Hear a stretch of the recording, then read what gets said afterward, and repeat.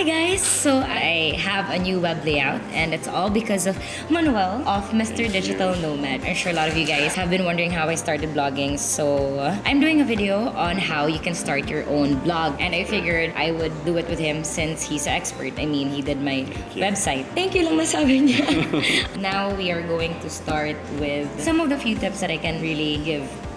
I think so. But before anything else, please do not forget to subscribe below. I started my blog 7 years ago because I wanted a platform where I can just post photos, and it's really more of a visual diary for me. I really love taking photos and I love styling myself and I love dressing up. So for me, why not just put a platform where everyone can see it? When I started my blog, I was just thinking it would just be for myself. 5-10 years from now, I can still see everything and how I guess my style has evolved. And for me and for most people, I think a blog is just a platform where all your creativity out, right? I mean, you have a website also. I'm sure you can attest to that. That's true. How did you start? My own blog or another website? Well, okay, he makes a lot of websites. So that's the reason why I invited him, para at least ma-share niya sa inyo yung technical side. Because for me, I'm sharing just my experience on how to put up a blog, basically. But how did you start managing your own website? I just decided to do that because a lot of people ask me how I start a blog, and that's why I started to make MrDigitalNomad.com. And now I want to share with you guys how you can make a blog. Okay. Guys, medyo mahihain lang siya, kaya nandyan lang siya. Magsasalita rin yan mamaya. But again, I told him I'm gonna speak in English as much as I can so he will understand me. But next time, guys, magta-Tagalog lessons na rin kami. Tagalog lessons kami. Okay, tip number 1 is to choose a platform. I started my blog 7 years ago. That was 2010. I chose Blogspot because for me, it was the easiest back then to use. But now, it's really up to you. What are the platforms here? We have Blogspot, Blogger, and WordPress. You also have Joomla. There are actually a lot, but I think a lot of people would recommend using WordPress because I think it's the easiest to use. And number 2 tip would actually be choosing a layout. And on WordPress, you can just choose themes. A lot of options. You don't need to care about the HTML or coding or whatever because they really have a lot of free themes. Before, when I was designing my blog 7 years ago, I really wanted just a simple layout where people can actually visit it and not get too weirded out with like colors and fonts. And also when it comes to choosing a platform or designing your layout, I think just stick to at least 3 fonts max and 3 colors probably. Mine is really just black and white because I want my website just light sa eyes. I don't want to, it's just simple because you want people to keep visiting your blog every day. Right? You're right. Of course, that's the goal.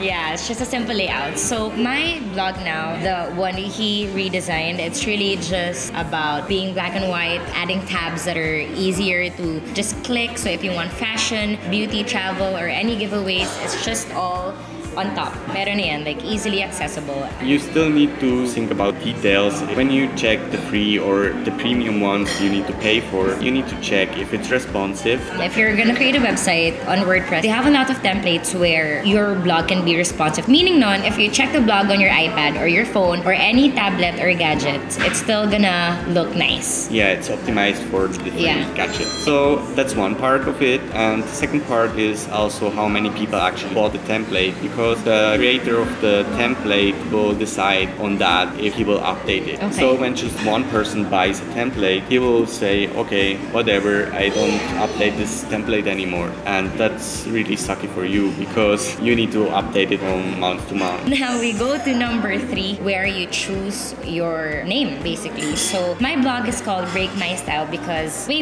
back, I don't think I mentioned this to you as well, but I used to own an online shop back then. And the name of my brand was Style Break. I was still in college and I wanted extra money, so I put up an online shop. And when I started thinking of putting up a blog, I thought, why not just link it both together? So Break My Style is really all about breaking your inner style and just showing the world on how you can be experimental when it comes to wearing clothes. I mean, because at the end of the day, what you wear is who you are. A lot of people just use their names as brands, but I guess it would also be nice to have like a, oh, she's Break My Style. When you decide on a name, for example, Break My Style, you should think about also your Instagram, your Facebook, as much as possible, you should use the same name. Everything should be connected. So it's easier for the people to find you again on the different channels. And that's what happened to me before. So I had Laureen Uy as my Twitter account, but someone already got Laureen Uy on Instagram. Yeah. And then I wanted to make mine Laureen_Uy, and then someone already had it on Twitter. That's why my username ended up being Laureen Mui, and that's what people call me now. It's okay. I mean, it's not that important, but if possible, try it. Yeah, of course you need to your social medias also to put out the content. Nobody will see your content when you don't have Facebook or Instagram. And I think it's all linked together. Like, the more accounts, I'm not saying that you use all social media because there are a lot, but like really the important ones matter kasi you want to cross-promote it pa rin. And just let the word out that you have a blog and that it's active and they can see more of your everyday adventure or escapades there. It's really important to choose a good hosting. It's not just to get the cheapest one, because when your blog is down and you have a problem, you need to contact your hosting. And when they don't reply, that's a big problem for you. That's a big problem. So I'm sticking to siteground.com, and because they have a 24/7 chat room and they really answer you right away. Before you actually start your blog, you need a domain. So of course when you think about your name, and then you need to check if the domain is actually available. That's also something really important.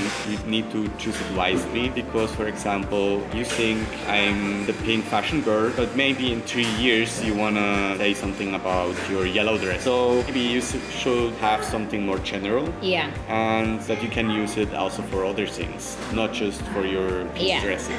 The name of your website is really who you are as a person. It's not just a trend or a fad. You're gonna use it forever. Well, forever. There's forever with blogging. Yata na gets yung joke. Okay. I was thinking about what I want to share also in the future. That's why I chose Mr. Digital Nomad. And I think you too. With Break My Style.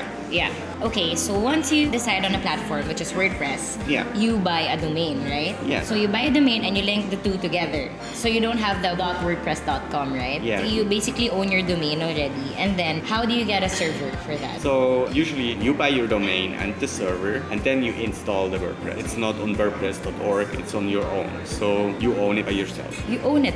Own it, girl. Create a blog, you own it. Number 4, knowing what type of blog you'll be putting up.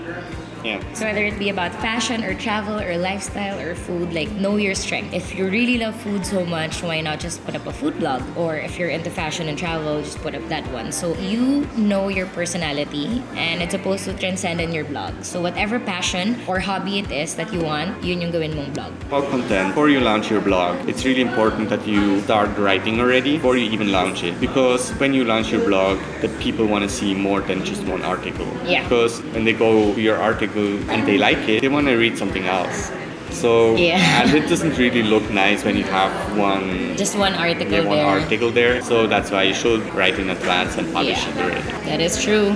Number 5 would probably be investing in a nice camera. When I started vlogging, I was using just my phone and a digital camera before I actually invested in a nice camera. Nung medyo kumikita na ako, and my yaya and my driver would take my photos lang. Or sometimes my mom or my dad. It really depends on your personal style. I think the way you write and the way you take photos, that's what matters. It's really not how expensive your camera is. That's true.